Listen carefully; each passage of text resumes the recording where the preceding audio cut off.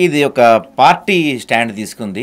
BJP వాళ్ళు ఎందుకంటే గుజరాత్‌లో ఇటు సైడ్ అంతా కొంచెం మార్వాడీలు ఎక్కువ ఉంటారు కాబట్టి, అమిత్ షా వీళ్ళంతా ఆ ప్రాంతానికి చెందిన వాళ్ళు కాబట్టి, బీజేపీ వాళ్ళు మార్వాడీలను వెనకేసుకుంటూ వస్తున్నారు.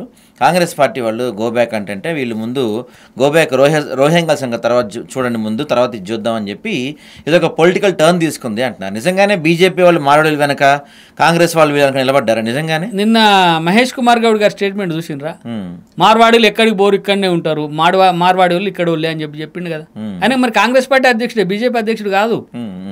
ఆయన చెప్పంటే ఆల్మోస్ట్ కాంగ్రెస్ పార్టీ వాయిస్ అదే అన్నట్టు. వాయిస్ అదే కదా, కాంగ్రెస్ పార్టీ అధ్యక్షుడు ఆయన బీజేపీ అధ్యక్షుడు కాదు. దీనికి ఏమంటారు? రెండోది, బీజేపీ పార్టీ కాంగ్రెస్ పార్టీ అధికారంలో ఉంది కదా, నువ్వు చర్యలు తీసుకో. మార్వాడి వాళ్ళు ఏమన్నా అక్రమాలకు పాల్పడితే చర్యలు తీసుకోమని ఎవరొద్దు అంటున్నారు. మార్వాడి వాళ్ళు నాసిరకం వస్తువులు అమ్ముతున్నారు, చర్యలు తీసుకోబోయి ఎవరొద్దు అంటుండ్రు నిన్ను.